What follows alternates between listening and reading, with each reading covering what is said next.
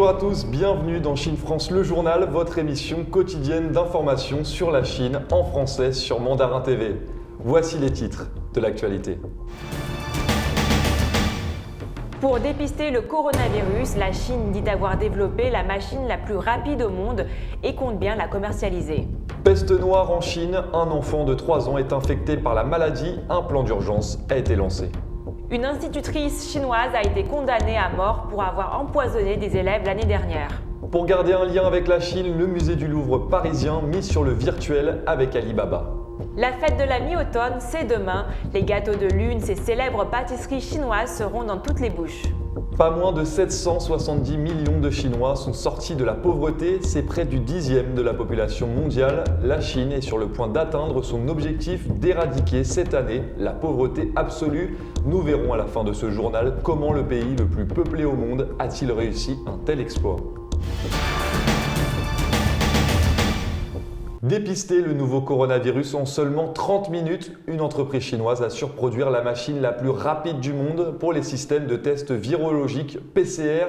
Le système est déjà utilisé par les aéroports chinois et les autorités sanitaires du pays. La société chinoise compte partir à l'assaut de l'Europe et de l'Amérique. Cette machine nommée Flash 20, d'un coût de 38 000 €, détecte la présence ou non du nouveau coronavirus. Elle rend en une demi-heure son verdict que la personne testée reçoit directement sur smartphone. Sabrina Lee, PDG et fondatrice de l'entreprise Coyote, explique qu'elle peut être utile aux hôpitaux pour les urgences. Par exemple, lorsqu'un blessé doit subir une opération, la machine peut rapidement détecter s'il est infecté ou non. Elle assure que c'est actuellement la machine la plus rapide du monde pour les tests PCR du Covid-19. Le Flash 20, qui peut tester 4 échantillons simultanément, est surtout utile en cas d'urgence. En Chine, des aéroports s'en servent pour contrôler les passagers venant de l'étranger. Et les autorités sanitaires l'utilisent depuis plusieurs mois pour réaliser des dépistages dans les quartiers confinés pour cause de Covid. Premier pays à avoir fait face au nouveau coronavirus, la Chine a endigué l'épidémie grâce à des quarantaines, au port du masque ou encore au suivi des cas contacts. Mais le virus circule encore activement ailleurs dans le monde. La barre du million de morts a été franchie et le dépistage est l'une des armes pour maîtriser l'épidémie. Les tests virologiques PCR sont jugés les plus fiables, mais les manipulations s'avèrent complexes et il faut souvent plusieurs heures pour obtenir un résultat. Les concepteurs du Flash 20 mettent en avant le fait qu'il peut être manipulé par n'importe qui. Les responsables de Coyote affirment que le Flash 20 est non seulement rapide, mais aussi fiable. Entre février et juillet, 500 000 tests de validation ont été effectués par les autorités chinoises. Les résultats de la machine étaient à 97% similaires à ceux des tests PCR classiques. Outre la certification de la Chine, le Flash 20 a obtenu celle de l'Union européenne et de l'Australie. Coyote espère maintenant décrocher celle des États-Unis et de l'Organisation mondiale de la santé. Par ailleurs, 2 machines sont en train d'être validées au Royaume-Uni et l'entreprise dit être en négociation avec des acheteurs français. Le seul frein actuellement est la capacité de production. Coyote ne peut fabriquer que 500 machines par mois. Elle prévoit toutefois de doubler ce chiffre d'ici fin 2020. La peste bubonique ou peste noire a déjà fait des dizaines de millions de morts. Aujourd'hui, elle a été largement éradiquée. Cependant, dimanche, dans la province du Yunnan, au sud-ouest de la Chine, un nouveau cas de peste noire a été détecté. Il s'agit d'un garçon de 3 ans. 2 personnes sont déjà décédées récemment des suites de cette maladie. Un plan d'urgence de niveau 4 a été lancé et des experts de haut niveau de Chine ont été envoyés sur place afin d'éradiquer tout risque d'épidémie.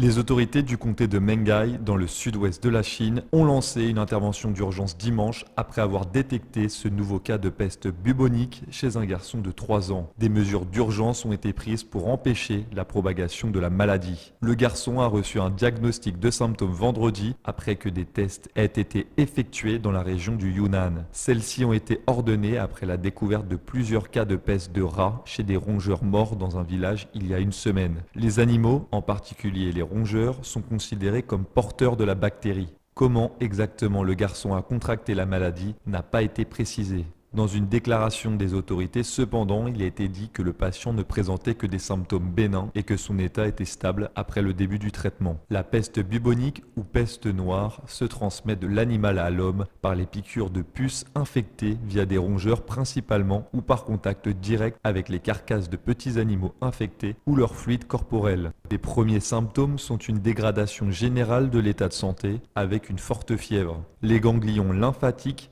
se mettent alors à enfler, principalement au niveau des aisselles et de l'aine, c'est ce qu'on appelle les bubons. Dans la région autonome chinoise de Mongolie intérieure, des verrouillages sont en place depuis un certain temps et les habitants sont en quarantaine. Il y a eu 2 morts de la peste là-bas en août. Une fois qu'il s'agissait également de la peste bubonique, dans le second cas, une autre variante de la maladie a été prouvée. Le Daily Mail rapporte également qu'il existe un risque d'importation de la Mongolie voisine en Chine. 17 des 21 provinces du pays ont été déclarées zone à risque de peste bubonique. La peste bubonique est l'une des 4 variantes de la peste et l'une des maladies les plus dévastatrices de l'histoire humaine. Au XIVe siècle, la peste noire a tué plusieurs millions de personnes dans le monde. Aujourd'hui, l'infection bactérienne a été largement éradiquée également en Chine, où cependant des cas isolés sont enregistrés de temps en temps. Il existe un vaccin contre la maladie et les patients déjà infectés peuvent généralement être traités efficacement. Selon les experts, la transmission de la maladie de personne à personne est également exclue. Une institutrice qui travaillait dans une garderie de la province du Henan au centre-ouest de la Chine a été condamnée à mort pour avoir empoisonné 23 enfants en mars 2019. L'un d'eux est décédé quelques mois plus tard. Retour sur cette affaire. L'année dernière, l'un des enfants sous la garde de cette institutrice avait été transporté à l'hôpital juste après son petit déjeuner. Au même moment, 22 autres enfants ont été pris de crises de vomissement et d'évanouissement après avoir mangé leur porridge du matin. La police avait alors ouvert une enquête, rapporte la BBC. Les autorités accusent Wang Yu d'avoir mis du nitrite de sodium dans le petit déjeuner des enfants que gardait l'une de ses collègues. Le nitrite de sodium est un additif alimentaire souvent utilisé dans l'industrie agroalimentaire, mais qui peut s'avérer toxique s'il est ingéré en grande quantité. Selon la justice, il s'agirait d'un acte de vengeance après une dispute avec sa collègue concernant la garde des enfants. L'une des victimes empoisonnées est décédée en janvier dernier, après 10 mois passés à l'hôpital. Lundi 28 septembre, la justice chinoise a condamné Wang Yu à mort. Elle a également rappelé que ce n'est pas la première fois que cette femme tente d'empoisonner quelqu'un. Quelques années plus tôt, elle avait acheté du nitrite sur Internet et empoisonné son mari. Après avoir mis au point la première visite virtuelle du château de Versailles en juin dernier, Fliggy, la plateforme de voyage du groupe Alibaba, s'associe au musée du Louvre de Paris pour une nouvelle expérience numérique. Lors d'une visite virtuelle, les partenaires ont pu faire découvrir le palais et ses célèbres chefs-d'œuvre en direct à des centaines de milliers de téléspectateurs. Pour le musée, l'opération est un moyen de garder un lien avec le public chinois en ces temps où la Covid-19 paralyse les voyages internationaux. Avant la crise sanitaire, plus de 2 millions de voyageurs chinois en moyenne visitaient chaque année la France. Grâce à un partenariat avec Fliggy, la filiale voyage du groupe Alibaba, plus de 380 000 internautes chinois ont pu assister à la première visite virtuelle du musée du Louvre. Le Louvre a pu diffuser en direct une visite des salles les plus emblématiques du palais à la découverte de ses trésors. D'une durée de 2 heures, ce live streaming a permis de présenter aux internautes chinois, grands amateurs d'art et d'histoire, les chefs-d'œuvre du musée. La Vénus de Milo, les joyaux de la Couronne, la Joconde de Léonard de Vinci, entre autres. Jean-Luc Martinez, président-directeur du musée du Louvre, précise qu'alors qu'il n'est pas possible de voyager en France, le musée souhaite partager avec le public chinois. Grâce à cette initiative, le public peut s'offrir le plaisir de se promener au Louvre, l'ancien palais des rois de France, où les plus belles œuvres au monde sont rassemblées, et se donner ainsi la possibilité de voyager de manière virtuelle en attendant que la reprise des vols internationaux permette de venir au musée du Louvre. Une opération qui a su réunir 380 000 spectateurs dès la première minute de diffusion, précise un communiqué. En cette période inédite, le groupe Alibaba ambitionne de mettre sa technologie au service de l'industrie du tourisme afin de maintenir l'accès à la culture.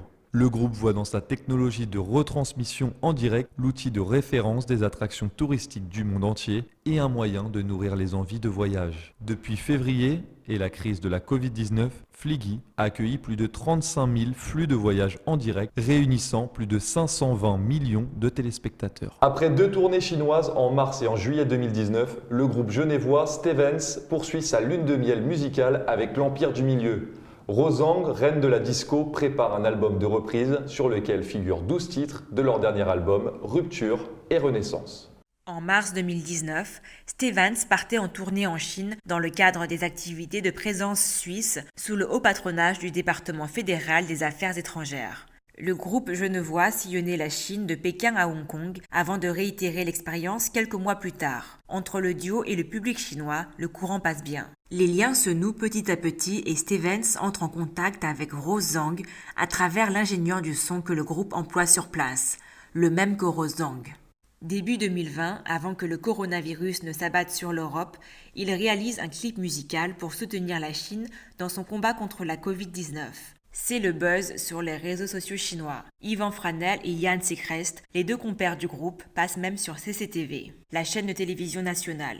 Les artistes racontent qu'afin d'éviter un choc des cultures, les paroles doivent être parfois légèrement modifiées pour satisfaire les règles de bienséance. Entre tournées, collaborations avec des artistes influents et buzz sur les réseaux sociaux, Stevens met toutes ses chances de son côté pour que ses chansons se transforment en hits. Avec la sortie d'un nouveau single en novembre, Fred Astaire et sa version française « Toi et moi », c'est un nouveau défi enthousiasmant qui s'annonce en cette période de crise sanitaire. La fête de la Lune, c'est demain et qui dit fête de la Lune dit gâteau de lune ou mooncake. Cette traditionnelle pâtisserie chinoise dégustée à travers l'Asie durant la fête de la mi-automne zoome sur cet encas incontournable des festivités. Les gâteaux de lune sont généralement offerts entre amis ou membres de la famille lors du deuxième festival le plus important de l'année pour les Chinois après le Nouvel An. Au cours de la fête, les familles vont se partager et déguster ces gâteaux habituellement proposés sous leur forme d'origine, mais plus rarement frits ou cuits à la vapeur, coupés en petits morceaux. Ils s'accompagnent volontiers de thé chinois de toute origine. Les gâteaux de lune sont traditionnellement ronds et mesurent en moyenne 10 cm de diamètre pour 3 à 4 cm d'épaisseur. Mais il en existe également des moins classiques, carrés, plus grands ou plus petits. La plupart d'entre eux possèdent une enveloppe de pâte mince et tendre à base de farine de blé ou de riz gluant, ainsi qu'une garniture sucrée. Au cœur du gâteau, on trouve ordinairement un ou plusieurs jaunes d'œufs durs et salés représentant la lune. Les garnitures dépendent souvent de la région. La plus réputée, souvent considérée comme la garniture originale, est la pâte de graines de lotus.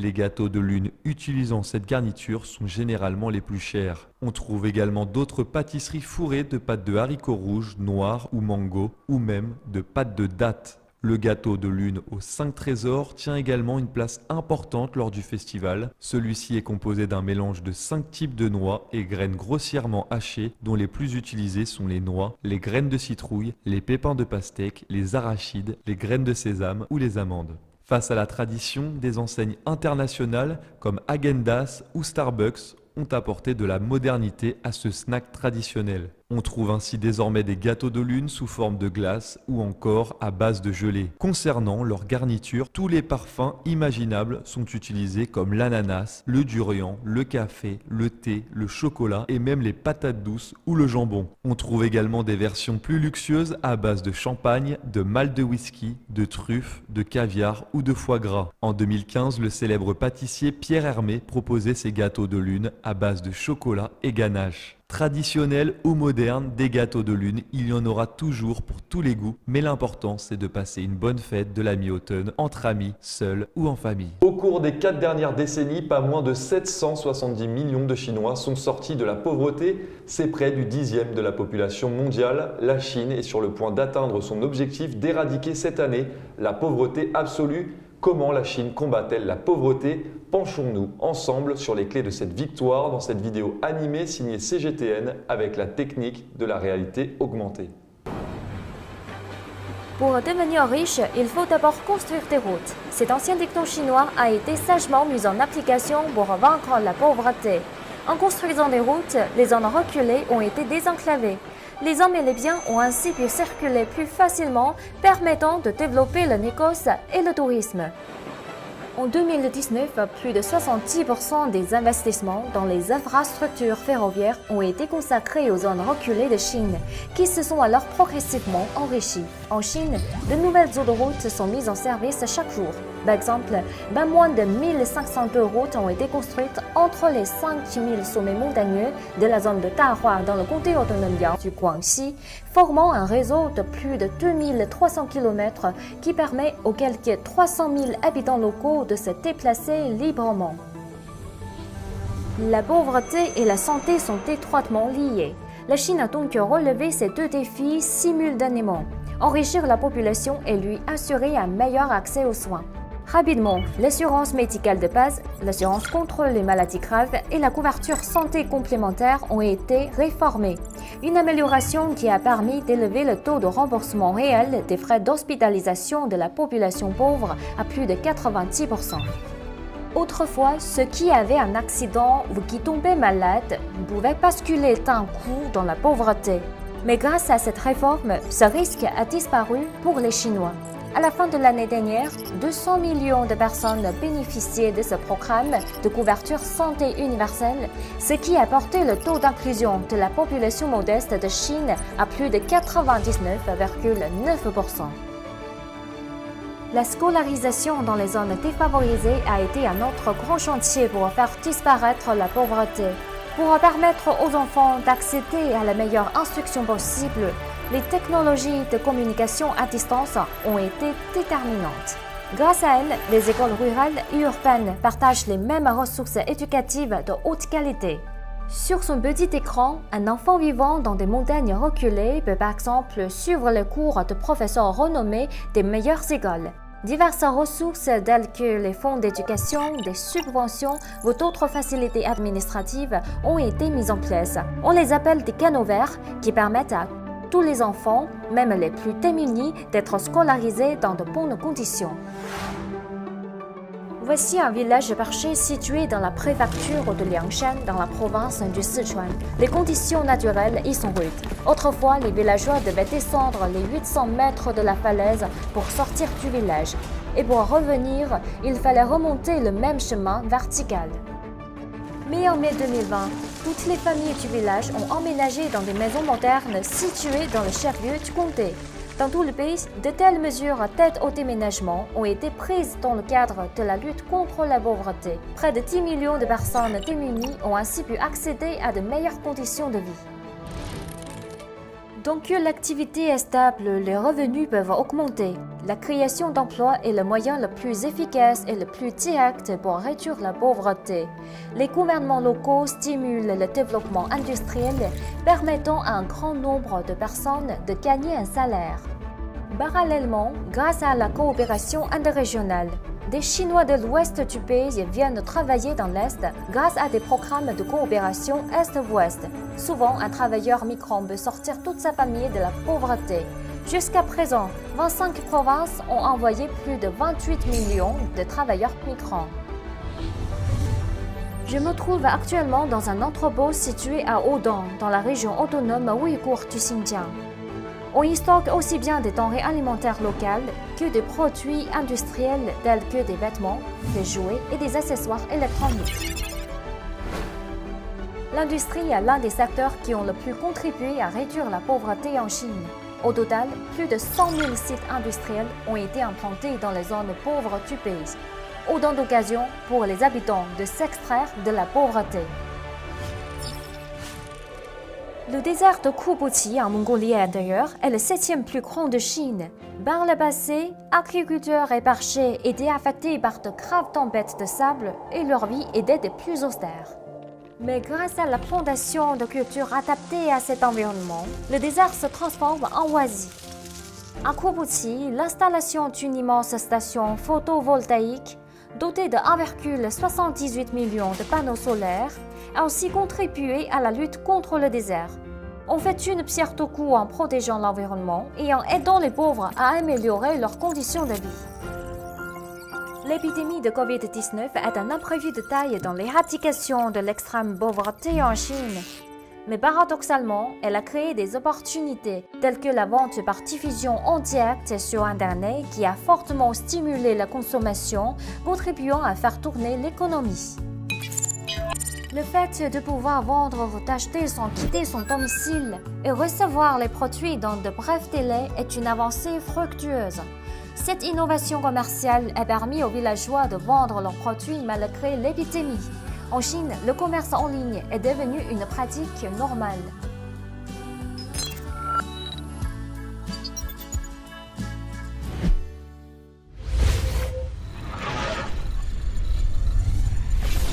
Dans le monde, des centaines de millions de personnes vivent encore dans la plus grande précarité et la réduction de la pauvreté représente un défi planétaire.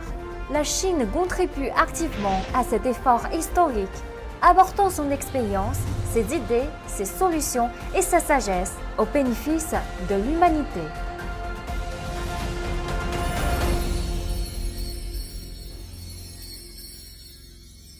Et c'est déjà la fin de votre journal. Merci à tous de nous avoir suivis sur Mandarin TV. Et pour continuer à suivre l'actualité, retrouvez toutes nos vidéos sur mandarintv.fr. Très belle journée ou très belle soirée sur Mandarin TV.